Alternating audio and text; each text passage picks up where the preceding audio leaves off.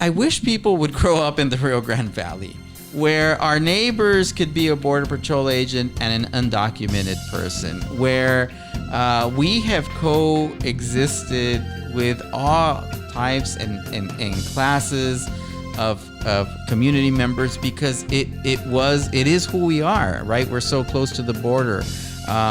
We work in agriculture, we work in retail, we in all kinds of business. And so I think, when you come down in South Texas and I think if you really start talking about who we are, I think that if you ask me about my family values and my personal values, and I am a person who believes in helping people, and I may be on the Democratic side, and you talk to a Republican that is also my neighbor and lives in my community, but you leave the politics out of it, I think you're going to find that our family values and our values system itself aligns very much so. And I don't think people who are implementing these laws, both on a state and national level, really understand that. And I wish they did, because this is what our community is. And hateful, extreme politics on any side is not the solution. And so I wish we had something else. Today we are joined with Carlos Moctezuma Garcia. How you doing, Carlos? I'm doing well, thanks. Thanks for having me. How long have you been practicing? So I went to law school a little later because I worked for a while. So I practiced. So I've been practicing since 2008 here in South Texas, and the majority of that practice has been in immigration or federal courts. And you used to be a news reporter. I did, right? yeah. So for a little while, I was a television reporter. And it was exciting. It was fun. I got to work with my community. I was here in South Texas, and I learned a lot. So Carlos, there's this bill that was just recently passed called SB 4. It was passed during the fourth legislative session, and it's commonly referred to as the Texas Illegal Immigration Act. What can you tell us about that act? Yeah, there's a couple actually that the governor signed into law. So SB 3, which funds the border wall, Texas funding the border wall, which we already know there's been a lot of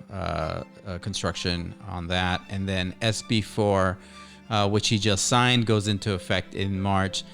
Governor Abbott is saying that because the Biden administration is not doing their job to curb undocumented immigration into the United States, that Texas has to take it upon themselves to do so. And the means of doing that is by implementing a law which would make it, which the federal government kind of already has these laws in play, but which makes it unlawful for someone to come into the country in between the ports of entry, so unlawfully.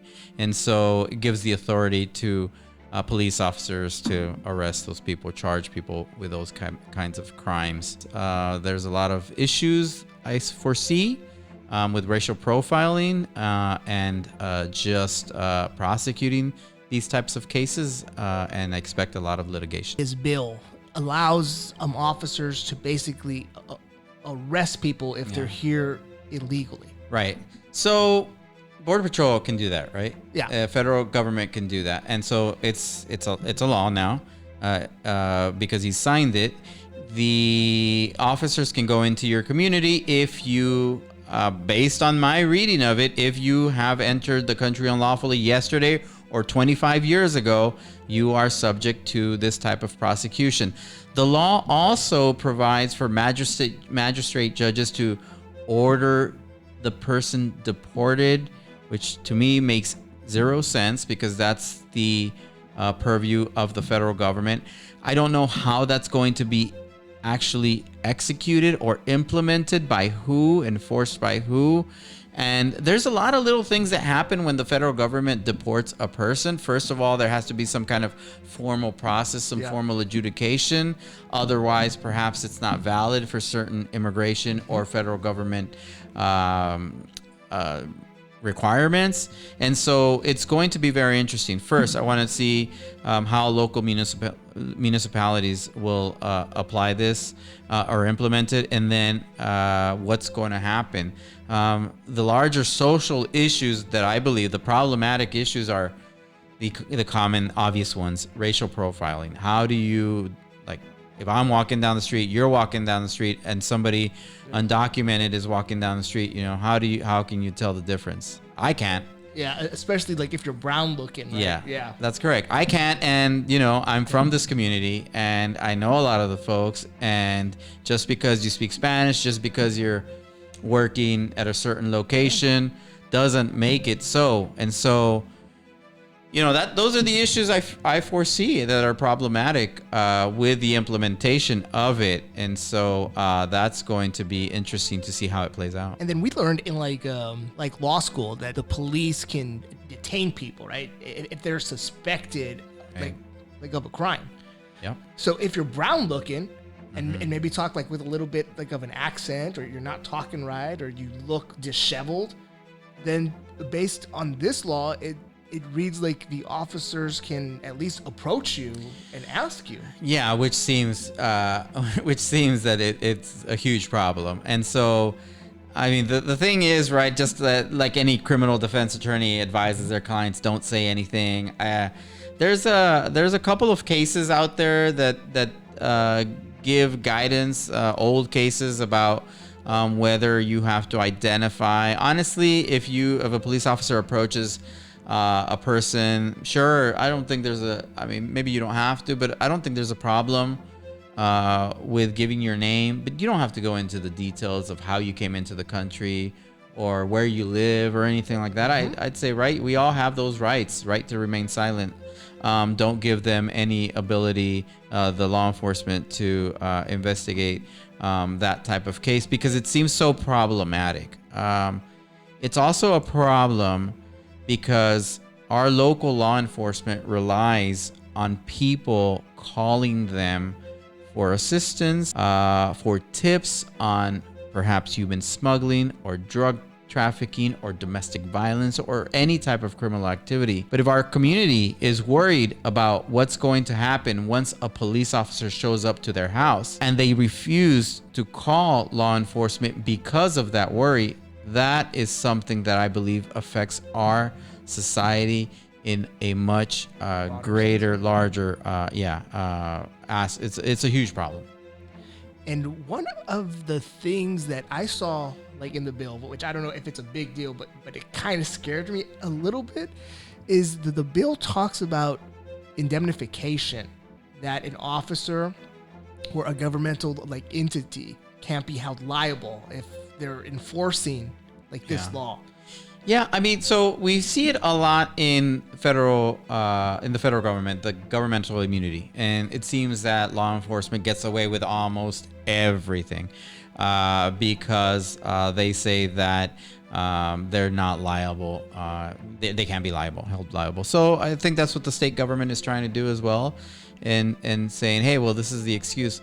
You know, I mean, they can try to say that, but if you're violating the law, if you're violating people's civil and constitutional rights, then I think at some point you're going to have to answer to that. And so that's definitely something that we need to look out for. And then the other thing that I saw that was a little concerning was it adds police officers, local governments, and private contractors. I'm like, what type of like private contractor are these cities under this bill going to even think about hiring to enforce this law? It sounds a little crazy. I don't know what the governor is thinking or what the politicians are thinking. I mean, it might be in the same kind of thinking, the same logic. Perhaps the state is thinking of deputizing certain people. I mean, right now, you and I can drive down Business 83 or anywhere that side of McAllen and headed towards Mission La Jolla area, and we see state troopers from the state of Florida coming down to help Texas. And what are those guys doing? How have they been deputized? It's political gamesmanship is what it is. Look, I think the state of Texas has a right to implement laws. I don't I don't fault the state of Texas for doing that. The state of Texas is in charge of protecting our community, of making sure our community thrives. They try to implement, because of the political climate, try to implement laws which are extreme and hurtful to a certain community, I think that's when they cross the line. I may not agree with everything because of my views, both on humanity and politics.